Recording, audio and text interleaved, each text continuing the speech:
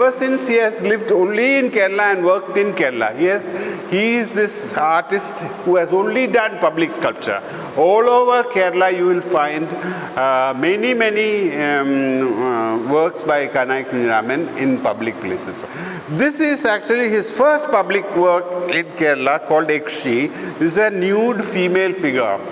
For a Kerala of 60s, which is very conservative in moral values, this was a highly problematic work. A lot of protest and questioning and discussions were happening in the. So later on, he also continued. He has actually 2-3 styles of working. That we are not going into the details of his personality and his work. He was appointed as a teacher in Trivandrum College. So most of the students who, a lot of them actually joined sculpture because of Kanai's presence in the sculpture department, right? Another point that I wanted to make with regard to this Ekshi figure is that before anywhere else in India, before Dhuru Mistry begins his sculptural journey in the 79-80, in a kind of a pop realism, it's Kunjaraman who does pop realism in Kerala, something that was kind of highly undervalued because of the high modernist abstraction that was in vogue. Now, mostly the sculpture that was practiced in Baroda under Shankho Chowdhury was the kind of quasi-abstract, semi-abstract works, right, of simplified form, etc., etc.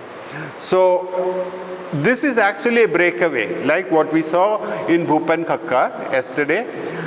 In the 60s and early 70s, he also kind of goes into a kind of pop realism. So coinciding with that, it is just by coincidence that somebody sitting in Kerala, but who was exposed to London at the same time, comes back and does this pop language.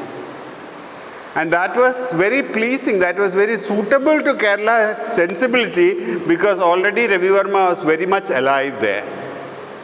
But it troubled because of its nudity. So there was a certain resistance to this particular work. Still it has a certain, Kerala public has a certain resistance to the nudity that Kanai does in public. Another artist who was brought from Madras to Trivandrum College was A.P. Santan Raj. You may not know such artists sitting here. They are also not written about much in the context of national movement, but he was a very influential teacher in Madras. He was on a deputation from Madras to come and teach in Trivandrum. He was a great abstractionist, like in the way how Hussain is or how Bendre is, So this is a slightly later work. So his presence was very strongly felt, but that is not the line the youngsters took. That's what I'm trying to kind of argue. The youngsters actually this is an early student days work, 2 works by Jyoti Basu, who was a member of radical group. He became a very important painter in the 90s, definitely. But his student days, now this particular batch that joined Trivandrum College developed a peculiar way of drawing, which is identified as a Trivandrum style drawing. This is very, very, very, you will see that, in the other works that I'm going to share with you.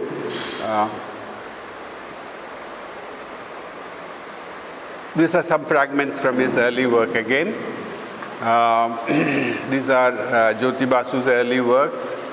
They kind of did work on all kinds of stuff, all kinds of surfaces.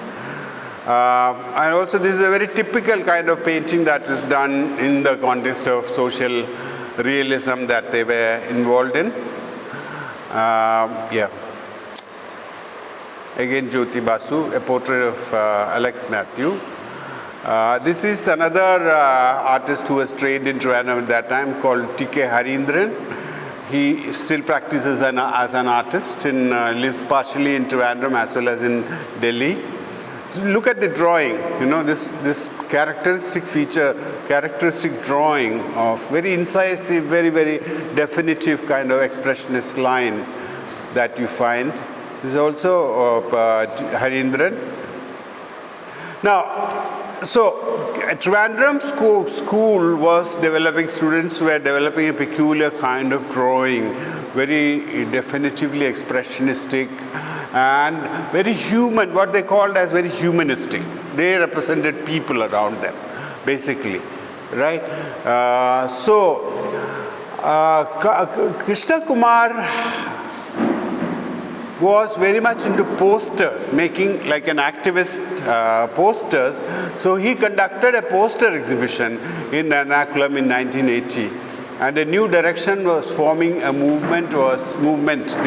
idea of the movement was evolving then. And he also writes in Malayalam various, mottos or slogans in the posters. These are his drawings. He quickly draws, he brings in the kind of nudity, he brings in the persona of the sculptor as in the first slide. There is also the aspect of self-representation. There is also an element of cubism and influence of expressionism, etc. in his drawings. So his drawings have been very, very, he worked like a kind of a bad, in the sense lots and lots of works he did, drawing especially. And this was one sculpture as a student that I found in Trivandrum College when I visited Trivandrum College in 1982 to document whatever was available. So this is Krishnakumar's work as a student. Now you can see that it uses plaster, this kind of tendency of doing sculpture with found materials, nothing very serious.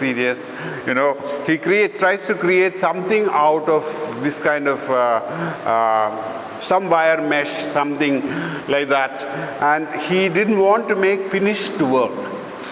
That is very different from his other contemporaries, right?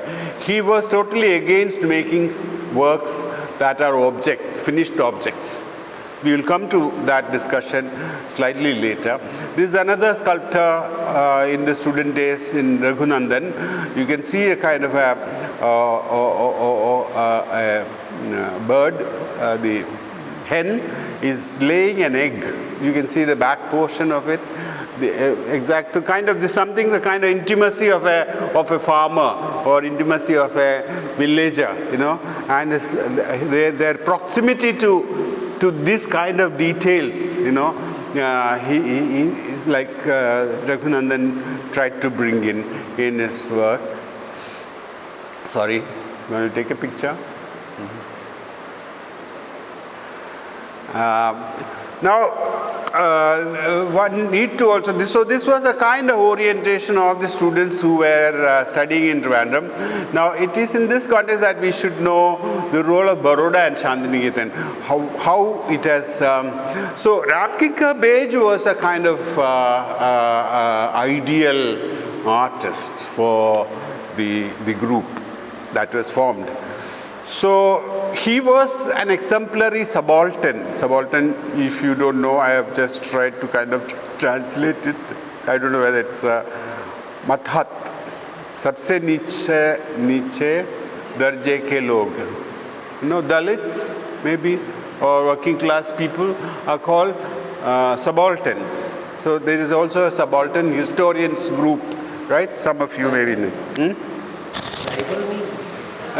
Tribal bhi hai usme, but tribals cannot be equated with same as subaltern. Right? No. So. Musahar in they are outcasts. Lower caste basically, but सबसे नीचे दर्जे के लोग society में नहीं बेहतर एक थोड़ा अलग का वो लेके सर पे जाते हैं. Those who are actually doing that scavengers job, are definitely the subalterns. So it is the first Indian artist to be conscious of the lower classes of India was Ramkinkar Bej. Farmer, of course, was his subject, but he himself was an OBC. He belonged to Barbar community. And he identified himself with the Santals. He lived amongst them. So he was an ideal artist, unlike Nandalal Bose, Vinod Bihari Mukherjee, and more elite kind of artist, Babu Moshai in Shantiniketan. He lived a kind of very subaltern life, in that sense, not caring for all the established norms, etc., etc. So this was a somewhat ideal for the radicals, right? So Ramkinkar Bej has been used by various people in various different ways. But I'm just saying how radicals idealized Ramkinkar Bej. This is a very well-known sculpture. I'm not just giving other details like milk hall. It's made in cement concrete, direct. There is an earlier Santal family also by him. So today morning I put one sculpture, Harvester. That's a maquette of his large work in Shantiniketan, which is here in Madan Lal's custody. So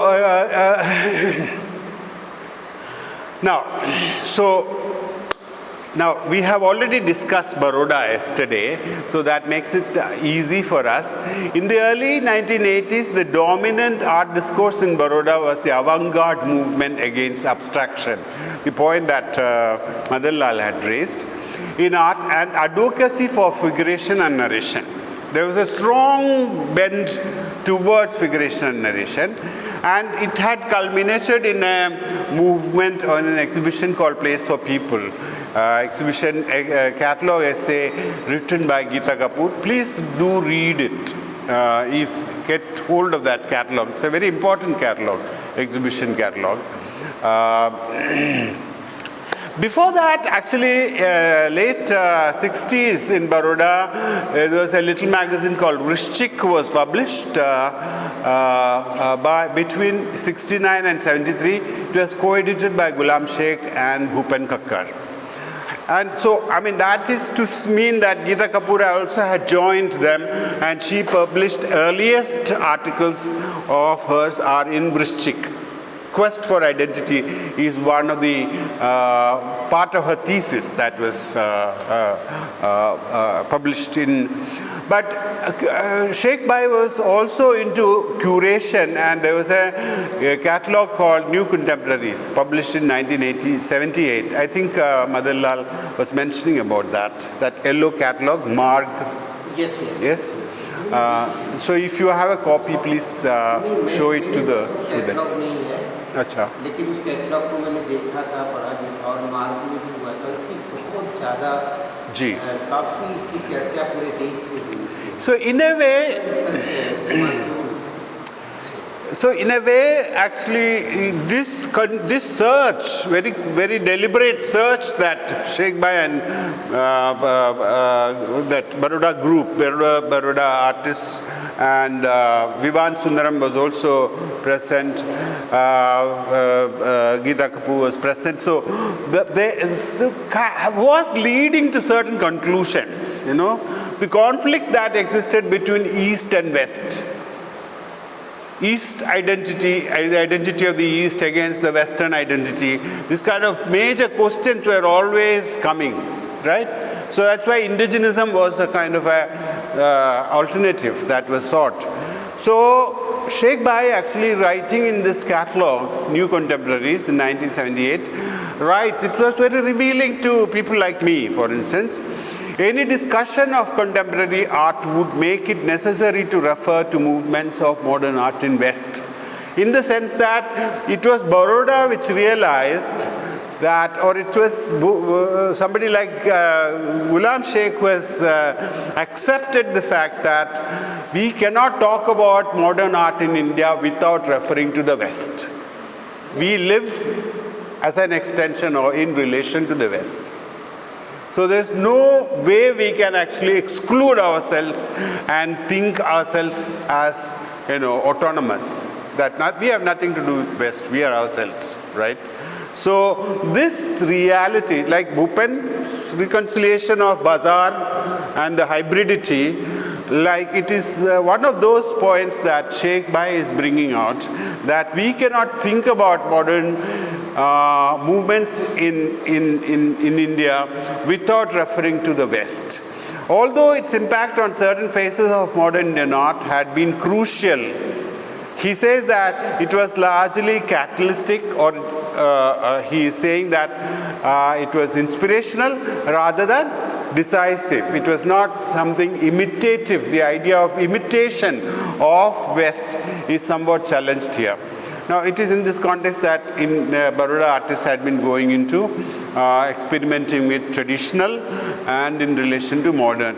Bhupen Khakkar's work you have already seen, but this work, Ghulam Sheikh, I was referring to yesterday, is called Returning Home After a Long Absence. Now, this is a work that he did in 1969 to 73. It is a small work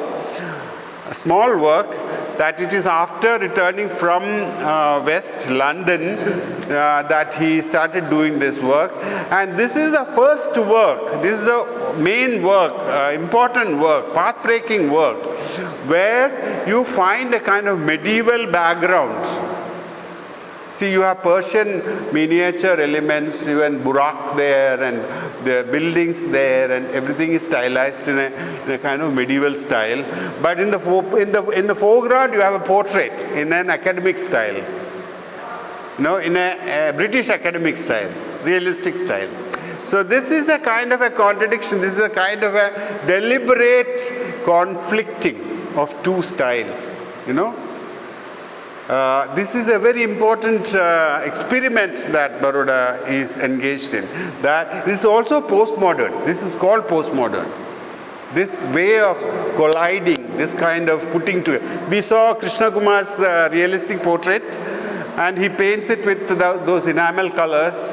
That is also a kind of colliding. Two languages are kind of collided to create a new third one. So this was happening actually in the art world, and of course from there Ghulam Sheikh goes into very large works and very complex works like this about waiting and wandering. This was if a place for people in the show, You Cannot Please was one of the works, and You Cannot, this About Waiting and Wandering was another work. So here you can see, I'm not going into the details of it, but you can see multiple perspective, all the zonal divisions, what we had been discussing about, various references from all over the world art. There is Mattis there is a Renaissance artist reference, there are, all kinds of Mughal miniature definitely is there. So this kind of a complexity of representation, and it's very, very minute. Actually, if you go into the details of that landscape that is seen on that side, there is a little train passing by through the woods, etc., etc. So it's very elaborate. It's actually in his personal collection. He has not really sold it or given it away. That and the earlier work. Because this was a path-breaking work as far as Sheikh Bhai is concerned. One was the earlier one, Returning Home After. जो last अभी cell हुआ था इनका 8 करोड़ या 10 करोड़ का तो बड़ा नहीं था. Okay, so because these youngsters were very enthusiastic, figurative and expressionistic and concerned about social reality, the Baroda movement considered them as an extension. The youngsters who came from Trivandrum was ideal for them, not Madan Lal. You get the point, right? Because they were on their own were doing very relevant figurative works, which they considered narrative enough, right? So many artists were called to Shimla. Like Krishnakumar went to Shimla, where Vivan Sundaram has his house, his own house, which was actually the house lived by our Amrita Shegal, right? So that was actually given for various public seminars, artist camps, etc., etc. There is now a book published on that Ivy Lodge. Please get it in your library. Ask your teacher to buy it from Tulika, right? This is it was a dream project of Vivan Sundaram, which has not been published when he was alive, but has been. So it writes about the history. There was also a journal that was published called Art and Ideas, that was largely contributed by the kind of left-oriented cultural theorists, including Geeta Kapoor, G.P. Deshpande, and many others. So theatre, film, many other things are. So back issues of Art and Ideas are also very important for those discussions of the time. So one of the things that Kasoli Art Center organized was an exhibition called Seven Young Sculptors, show organized by Kasoli Art Center in October, November 1985. So mid-80s, you have this show. And the cover was Krishnakumar's Thief. This was done in Kasoli Art Center of Vivan Sundaram. And this was a page that was dedicated to Krishnakumar. He had autographed it for me. That side mein kuch likha hai na, so I have still got that. He was my next neighbor in Baroda. He was living very close to my house. So this is Rimzen and Alex Matthew. So among 6 young sculptors, these Alex Matthew was also there and Rimzen was also there. Now, I'm not showing all those who were Pushpamalas also there. There were others also. So it was not a kind of a Trivandrum school show, but large number of them were from south, like Trivandrum, including the Pushpamala. Pushpamala's terracotta, those early works of pig, etc., etc., was in that show. Right. Meanwhile, in Baroda, major things were happening in the late 80s, late 70s and early 80s. This is a work of Dhruv Mistry. I mentioned to you yesterday that even before passing out, he was included in an international show curated by Geeta Kapoor. That is My classmate. Your classmate? Yes. Okay. Okay.